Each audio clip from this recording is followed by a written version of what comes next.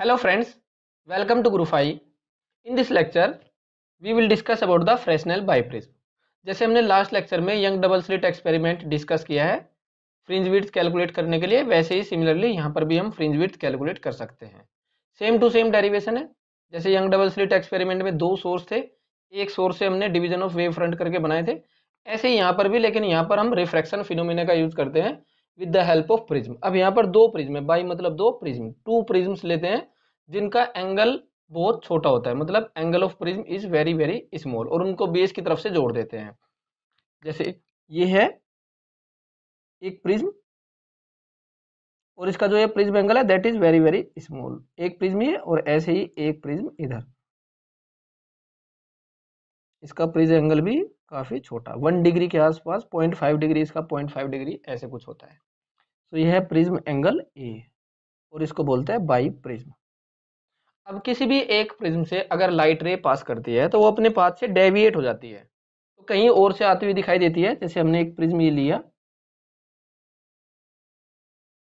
अब अगर लाइट रे इससे पास करेगी, सपोज ये लाइट रे इससे रिफ्लेक्ट हो रही है पहली सरफेस से, पहले ये डेविएट हो जाएगी बेस की तरफ को, फिर और डेविएट हो जाएगी, बेंड हो जाएगी, तो जो लाइट रे है वो कहीं और से आती हुई दिखाई दे रही है। ये सोर्स इसका सपोज जहां से लाइट आ रही है एस, और ये आती हुई कहां से दिखाई देती है एस डैश से, तो जो ये एस डैश है ये इसके वर्चुअल सोर्स की तरह वर्क करता है। So S dash acting as virtual या इमेजनरी सोर्स। तो इसी कंसेप्ट का यूज करते हैं इसमें। तो पहले एक लाइन बाई प्रिज्म के लिए लिख लेते हैं, what is biprism. Biprism क्या होता है, इट कंसिस्ट्स ऑफ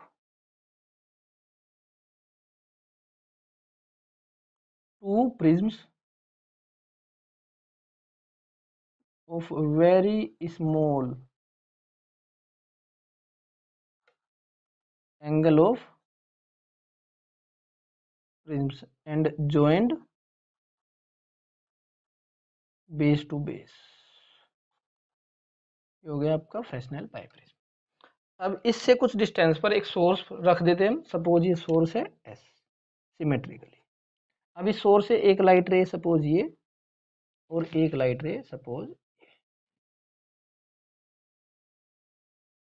अब ये प्रिज्म, जो दोनों प्रिज्म है, ये लाइट रे को क्या करेंगे, रिफ्रैक्ट। तो लाइट रे कुछ ऐसे जाएगी और ये ऐसे जाएगी, किसी भी तरफ बेंड हो सकती है, थोड़ा सा ज़्यादा भी हो सकती है, मैंने तो पैरेलल सी बना दी। तो जो दो दो लाइट रे है ये कहीं और से आती हुई दिखाई दे रही है,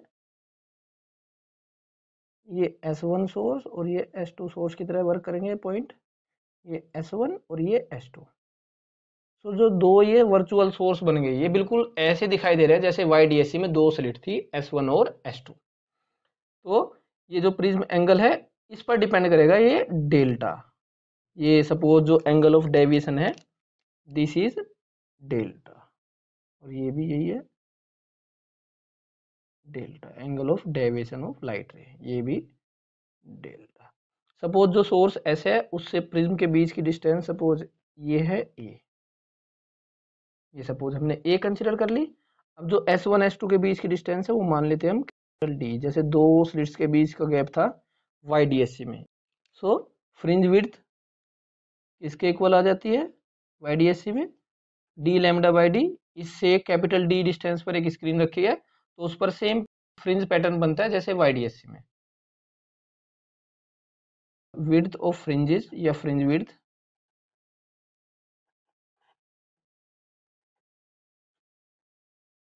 एज डिराइव्ड इन YDSC। आप लास्ट लेक्चर, इससे पहले वाला लेक्चर देख सकते हैं, उसमें कैसे डिराइव किया हमने ये।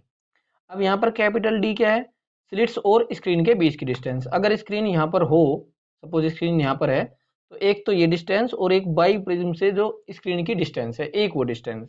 एक डायग्राम और बनाते हैं थोड़ा सा रफ सा। सपोज ये बाई प्रिज्म, यहाँ पर सोर्स S है और यहाँ पर है स्क्रीन, ये डिस्टेंस तो A है, और बाई प्रिज्म से जो स्क्रीन है उसकी डिस्टेंस है B। सो कैपिटल D किसके इक्वल, A प्लस B। ये तो हो गई कैपिटल D। अब स्मॉल d और चाहिए, ये स्मॉल d है S1 S2। अब ये तो हमें पता नहीं, इसके लिए कैलकुलेशन करनी पड़ेगी। सो जो डेल्टा है उसको हम लिख सकते हैं d/2 अपॉन ये gap A। So since delta is very small, क्योंकि स्मॉल एंगल प्रिज्म है तो डेल्टा भी स्मॉल होगा। Delta is very small, so delta can be written as d/2/a, so d equal to 2a delta. And also we know delta क्या होता है prism के लिए, μ-1 इंटू ए क्या है प्रिज्म एंगल, इसको अभी ड्राइव करके दिखा देंगे। So d comes out to be 2a μ-1 into A. तो यहाँ पर वैल्यू पुट करो, तो बीटा इक्वल टू डी की value a+b into lambda upon 2a μ-1 into ए।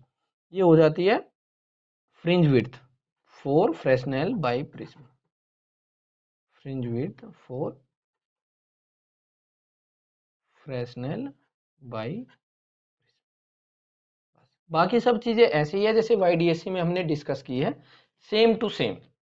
नाउ जो डेल्टा हमने यूज़ किया that is equal to μ-1 into A for small angle prism. इसको एक बार ड्राइव करके दिखा देते हैं। सपोज ये प्रिज्म है, आपको तो एंगल काफ़ी बड़ा दिखा दिया मैंने, काफ़ी छोटा है, बस डायग्राम जिससे आप लोगों को थोड़ा क्लियर हो जाए इसलिए काफ़ी बड़ा एंगल दिखाया है। ये है ए। अब सपोज लाइट रे आ रही है, इनकमिंग लाइट रे या इंसिडेंट लाइट रे, ऐसे ये इंसिडेंट रे, ये नॉर्मल, ये है angle of incidence I.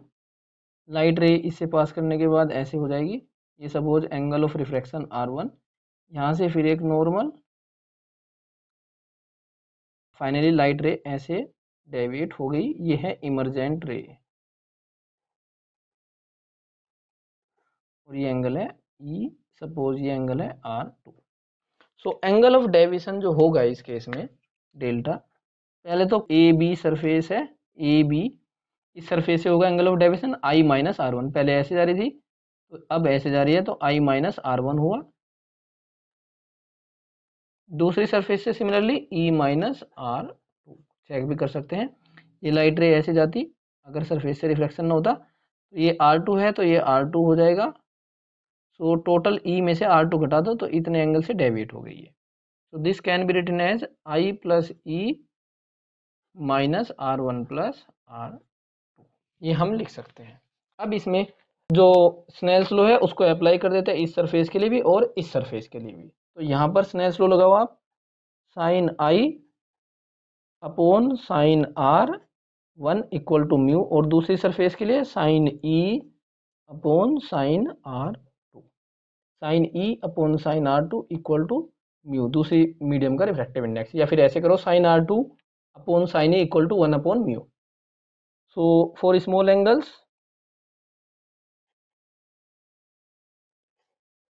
I upon R1 equal to mu equal to E upon R2। So I is equal to mu R1, E is equal to mu R2, mu R1 plus R2 minus R1 plus R2, so ये आ जाएगा μ-1 R1 plus R2। R1 plus R2 ए के बराबर हमें proof करना है तो आ जाएगा रिक्वायर्ड रिजल्ट। अब ये चेक करो, ये 90 डिग्री, ये एंगल 90 डिग्री, ये भी 90 है और ये भी 90 है। सो ए और जो ये जो ट्रायंगल बन रहा है इसमें जो ये एंगल है थीटा, इन दोनों का सम किसके बराबर होगा 180, क्योंकि जो ये क्वाड्रिलेटरल है इसके चारों एंगल का सम होता है 360 डिग्री। सो क्वाड्रिलेटरल, इसको कुछ नाम डाल दो एम एन और ये एम एन पी ले लो।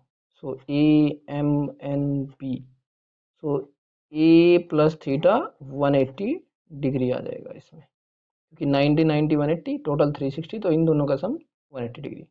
अब इस वाले ट्रायंगल में चेक करो, ट्रायंगल एम एन पी, ये वाला एंगल R1, ये वाला एंगल R2, ये थीटा, तीनों एंगल का सम कितना होता है 180। So R1 plus R2 plus theta equal to 180। यहाँ से चेक करो, ए की जगह क्या लिखा हुआ है R1 प्लस R2, तो इन दोनों इक्वेशन से R1 plus R2 equal to ए, यहाँ वैल्यू पुट करो। सो डेल्टा यहाँ से आ जाएगा μ-1 इंटू ए, ये 12th में ही पढ़ते हो आप लोग, तो इसी का यूज़ किया है जिससे हमें जो डेल्टा है वो आ जाता है प्रिज्म एंगल, जो एंगल ऑफ प्रिज्म है उसकी टर्म्स में डेल्टा से आ जाता है।